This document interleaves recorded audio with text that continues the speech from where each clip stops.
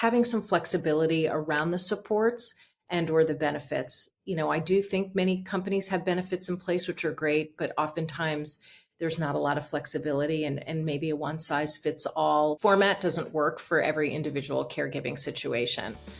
Did you know that in 2020, there were 53 million caregivers in the United States?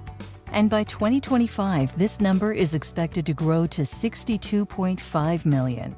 73% of these caregivers also have a job. They are called working caregivers, and they are invisible because they don't talk about their caregiving challenges. Working Caregivers, the Invisible Employees, is a podcast that will show you how to support working caregivers. Join Selma Archer and Zach Demopoulos on the Working Caregivers, the Invisible Employees podcast as they show you how to support working caregivers. Good morning, good afternoon, good evening from whenever and wherever you are checking out our podcast. Welcome to Working Caregivers, the Invisible Employee podcast. I'm Zach Demopoulos. And I'm Selma Archer. Selma, how are you? I'm great. How are you, Zach? I'm great. I'm excited to say we finally have temperature like yours in California. I think we're up to 80 in New Jersey. Awesome. Congratulations. Finally. Well, I'm really excited about our guest today. Well, a shout out to Lindsay, first of all, Lindsay Juris-Rosner, who introduced us to Bonnie. But I'm so excited to introduce Bonnie and what she's doing for caregivers. Bonnie, welcome to the show. How are you? I'm doing well. Thank you so much for having me. It's a delight to be here. We're so excited to have you. We really are. And what you're doing is just amazing. So we're excited to share that with our audience. That's great.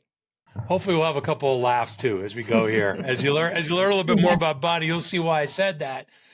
So Bonnie, you're actually in Connecticut. You're only a couple of states north of me in New Jersey. So we always like to ask our guests, where exactly are you from? And is there something interesting that we need to know about where you reside? Yeah, so I'm in Ridgefield, Connecticut, and it's beautiful here. But what's interesting is most people do think I'm from Los Angeles because our organization, Hilarity for Charity, is really was founded in Los Angeles. So people are often surprised to find out that I come from Connecticut. And as you were talking, it's a beautiful day here. We finally are unfrozen from the thaw. So happy spring is here. Yeah, thank goodness. Thank goodness. Though I did look at the weather, we're going to maybe dip as low as 35 next week. I don't know. Who the heck knows? But hopefully we'll have some spring is here and summer around the corner. Well, welcome, Bonnie, once again. So we learned about what you do and your efforts through a previous guest, through Lindsay. And we were really, really impressed about some of the caregiver resources that you do. But first of all, before we get into all that, let's talk a little bit about Hilarity for Charity. Could you please tell our viewers what exactly is that and how did you come about or how did they come about with this mission work? Yeah, special shout out to Lindsay Juris-Rosner, CEO of Wealthy. She's an incredible advocate for caregivers and for Hilarity for Charity. We were founded by celebrities Seth Rogen and Lauren Miller Rogen in 2012. And as you know, with many nonprofits, this came out of a very personal experience. Lauren's mom, Adele, had been diagnosed with early onset Alzheimer's when she was 54 years old. And Lauren and Seth were in their 20s and they were just starting to date and fall in love and start their life. And very quickly, they were thrust into the role of caring for a caregiver. Actually, Lauren's dad was the primary caregiver through Lauren's mom's journey. And so through their grief and sadness, they decided to take action and they threw an event because they're entertainers and that's what they knew what to do. So they always say if they were bakers, we would be baking for charity, but they're entertainers. And so they threw a variety show. And what they realized very quickly was that young people needed a community. Young caregivers needed a community to come together and feel supported and to have connectivity in this space. And that's what launched Hilarity for Charity. We became our own 501c3 in 2018. You know, our mission really is to support caregivers right now. Lauren and Seth saw very clearly how daunting the caregiving challenge is and how expensive it is for families. And they very much wanted to help caregivers right now who are in the thick of it. And we also invest in brain health education and risk reduction. And we do that by activating young people all across the country to learn about their brain health and to become peer leaders. And then finally, we take advantage of the celebrity platform that we have to do some storytelling and really change the narrative around caregiving and around Alzheimer's and dementia. We want caregiving to be a natural, normal conversation. And so we use those moments in press and social media and our events to elevate those voices. Well, shout out to Seth and Lauren. We're noticing a great trend, especially when it comes to storytelling. Bradley Cooper, Bruce Willis, his wife, who we had the honor of listening to her speak at a recent National Alliance of Caregiving event. Shout out to those guys. But shout out to Seth and Lauren for doing something about this.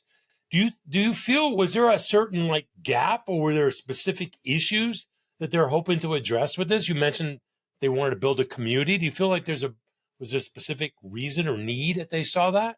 Yeah, I think particularly in Alzheimer's and dementia, it's really considered an old person's disease, or was previously. I do agree with you. I think everything is changing. And so I think for young people, Lauren really felt isolated. She would go to a support group and it would be spouses in their 60s and 70s caring for a spouse. And she was like, I'm 25 and my mom has this. And so I think for her, young people, that's where we started, was young people. And then certainly, in terms of research in the space, for a very long time, the under 50 population was largely ignored. That has changed dramatically in the last 6 years. There are research studies being done in terms of prevention and pre-symptomatic people. But back then, really, the population under 50 was not being attended to. And so Lauren and Seth really wanted to create a community for young people so that they could feel supported. Makes sense. Much gratitude. Much gratitude. So, Bonnie, your organization supports both the caregivers as well as care recipients. Why do you feel that is important to address both sides of that equation? Because that's usually unusual. Most organizations stay either or, one or the other. Yeah. But to do both, why did you land there? Yeah, I mean, I think in all caregiving duos, it's hard to separate the two. And I think that's particularly true with cognitive decline. This is a disease that really requires very specific care and very comprehensive care. And so we see it as a care partnership, not necessarily a one-way relationship where a person is giving care, to somebody that receives it, however it's being given. It's really a care partnership. And the work we're doing in terms of caregiver training and caregiver support is really around having a meaningful exchange that's rewarding for the care recipient and the care partner. And it allows the care recipient to live with dignity and joy and, a life still worth living, and also gives the care partner, the caregiver, moments of respite and support. It's an interesting question that you asked. And when I was thinking about it, it's exactly why we started the respite care program, right? Because it offers high quality professional in-home care for the care recipient and also serves the caregiver because it's respite and it gives them a time to take a break, attend to their own health needs, their own social needs, and they just get that much needed break. Do you find that your program also addresses the area of giving the care recipient a voice? Because a lot of times that care recipient is just the subject of the behavior of the caregiver. And maybe sometimes they're caught up into situations where that's not necessarily what they want. So do you take the opportunity, or does your program address that opportunity to give a voice to the care recipient? Yeah, Selma, I think it's really important. And I think It's not that we're not doing enough. I think we're evolving. The more we learn about supporting caregivers and families, the better we are at going deeper and broader with families. And I think giving care partners tools to listen and Mm-hmm. to accept what the behaviors are. These are behaviors that don't need to be managed, but they're really unmet needs. And so, how do we give care partners the tools, the support, the patience to listen and identify what the unmet need is and how to change the care environment around that? And so that's what we hope to do with so many of our programs, and I can go into it more, but so our community lounges are a great example of that. Those are sort of the perfect blend between a support group and an educational webinar. So it's a protected space, but it does give very specific training around all different kinds of topics, including managing activities of daily living, financial planning, or even like calm through coloring, right? Like how can you sit with the person that needs the care and do a meaningful activity that's calming for both of you. So Mm-hmm. those are the kinds of things we try to support caregivers with. We do want to go do a deeper dive on some of those great resources you have. We'll do that in a minute. And by the way, we know our viewers, listeners, you guys are on the treadmill or you're running. Just don't worry. We will put every link possible in our show notes so that you can access Bonnie and Hilarity for Charity's great resources. But how about just generally speaking, Bonnie, as far as these tools, what are you seeing with working caregivers? You know, Selma and I's focus is working caregivers. 1 out of every 5 employees is a caregiver, a working caregiver. And so that complicates things. And you mentioned, Bonnie, you know, more and more under age of 50 are caregivers, especially young caregivers. What are you seeing? How are you seeing that maybe specifically working caregivers are engaging with all the resources and tools that you have available? I think caregivers are it's unique to each caregiver, and it's really in, you know, they're engaging with our work when they can and in bite-sized moments. Look, I'm a working caregiver, right? Like my father has dementia and is 91, and you know, we just sort of dip in and dip out when we can, when we have the time. And I think that's why it's so important to provide a comprehensive suite of supportive services that people can engage with, you know, at the moment that they can. And I think people are struggling. Honestly, I don't think there's any great way. I think people are struggling and trying to fit it all in and find support along the way. Just a quick question. Thank you for sharing, Bonnie, that you are a working caregiver. Thank you. It's really important that you're doing all this, but you're also doing it from lived experiences as well as your professional experiences. What would be a tip that you would give if you went to the younger Bonnie before your caregiver journey? What's a tip that you would give some of our listeners? Because we do have a lot of working caregivers that are listening and viewing our podcast. What would you Yeah. tell yourself, Fat, if you were to change something or tweak something or give yourself advice? Yeah, I would say two things. One is self-care is really important. And so finding the time for whatever fills your cup as an individual, whether it's exercise or meditation or, you know, a moment out with friends, super important, and don't feel guilty about it. And then I would say, you know, forgiveness. Like we're not going to do this all well. Not everything gets done well. Love that. Love that. Mm-hmm. Many of our work, we have another series called Stories from Real Working Caregivers. And we've had that shared so many times. Give yourself grace, Mm-hmm. forgiveness. I love that. Love the way you phrase that. So now let's get into some of these great tools. In particular, the one I fell in love with is the Caregiver Road Trip. I love it. I love how Seth brings a little bit of humor into it. And can you just tell us a little bit about that and what somebody can benefit from by jumping on this caregiver roadmap or road trip that you have? It's such a great tool. It's an interactive, fully interactive digital tool, semi-gamified caregiver guide that really gives support at all points in the caregiver journey. So wherever you're at, you can find a section that is helpful to you. I think that why caregivers are, it's really been, you know, the response to it has been really wonderful. And I think it's because one, we just tell it like it is. It's in a tone and a language and a voice that's completely accessible, understandable. It's not clinical, although it is evidence-based and steeped in best practices and factual, but it really talks to you the way you would want to be talked to.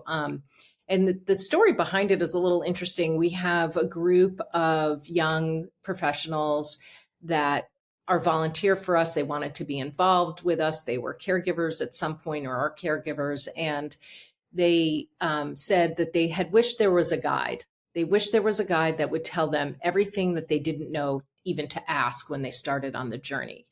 Together with this group, my team developed a framework for the guide, and then we took it from there. And so we've developed this guide, and it's been adopted by so many partners in the Alzheimer's and dementia space, and they've been sharing it with their communities. And so to date, it has 28,000 views, which is wonderful.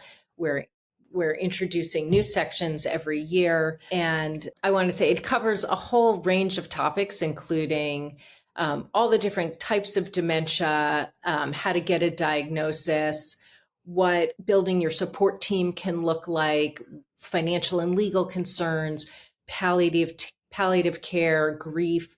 And the new sections we're adding are around home safety and clinical trial participation. Yes. So yes. When we hear a need from a caregiver that says, oh, we would love to have more information of that, my team is on it and we're developing the new section and rolling that out when we can.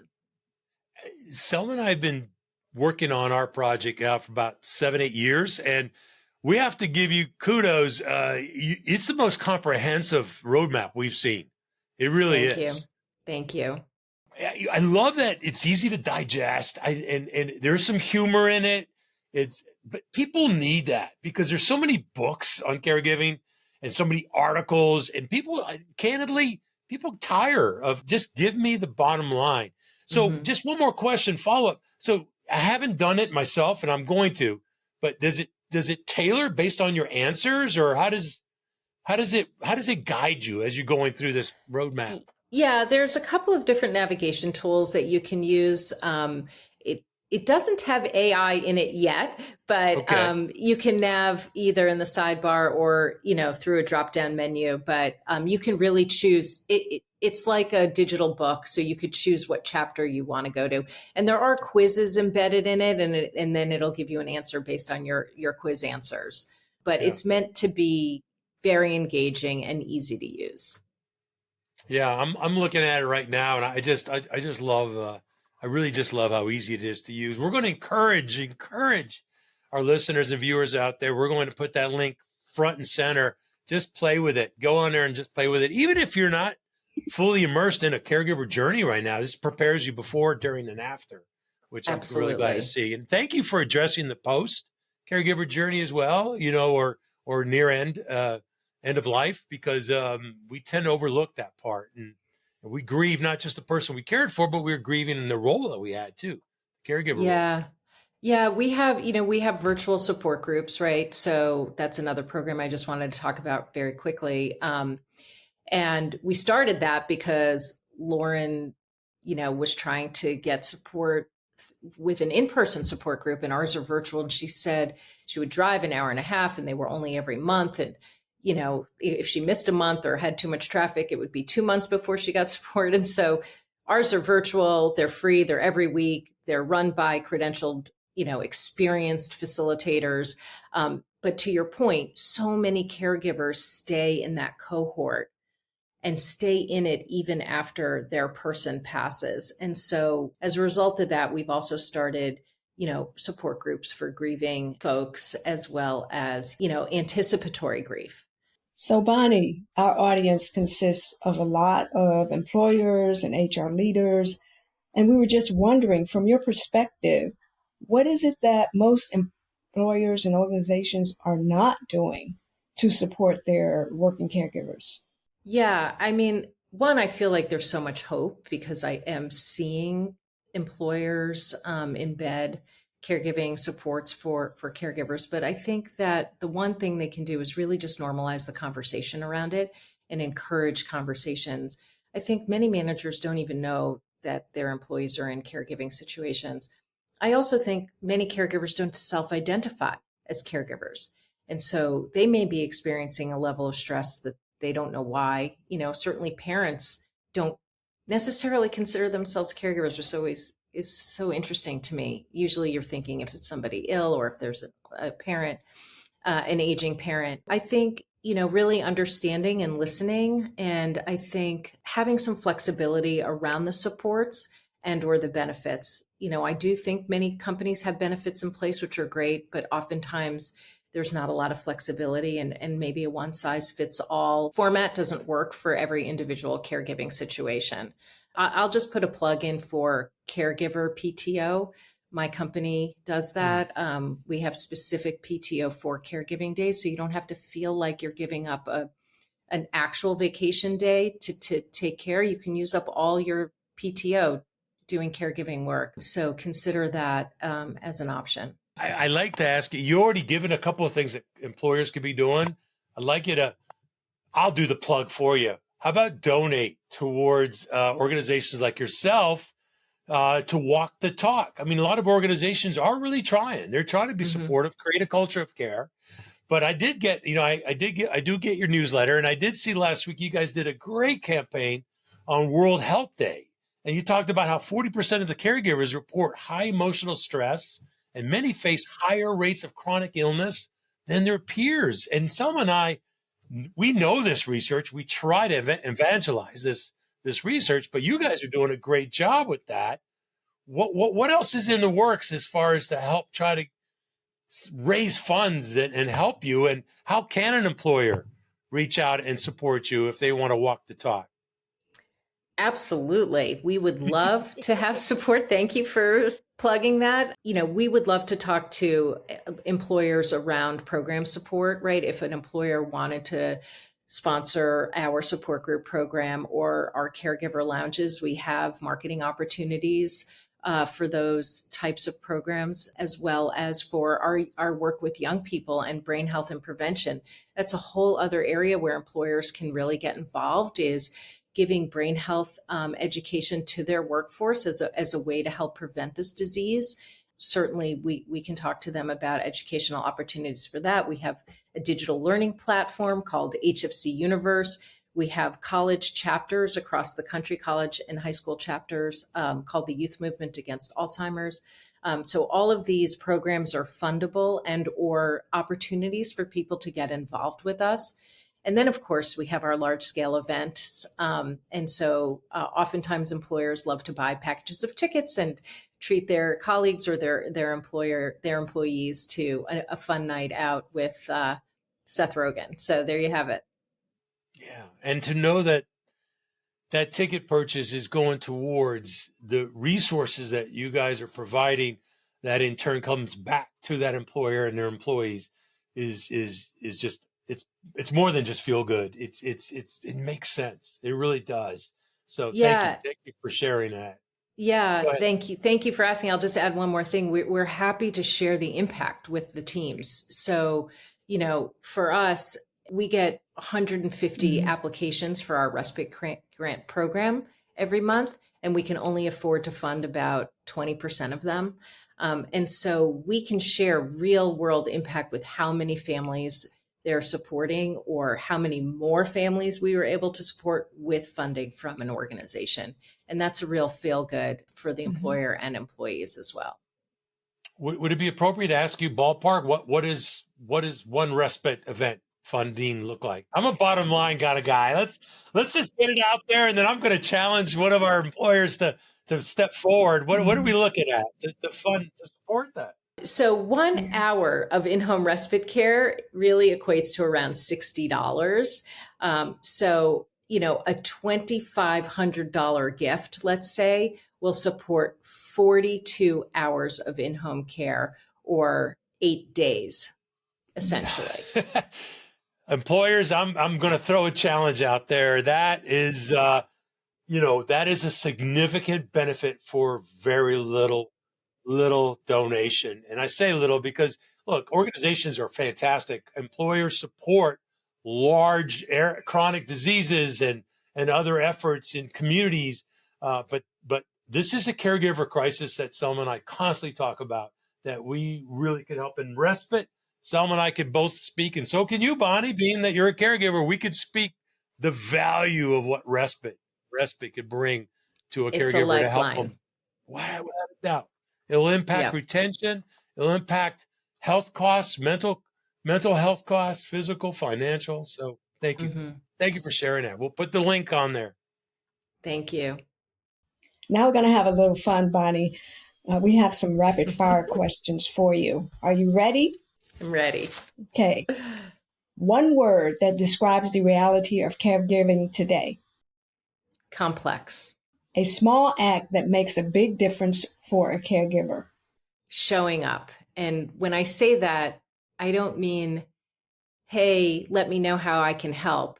I mean, listening, observing, and then seeing what the person needs and showing up with dinner, or going and doing laundry for the person, or going and staying with their person and saying, go out and get yourself, take a walk, get some lunch.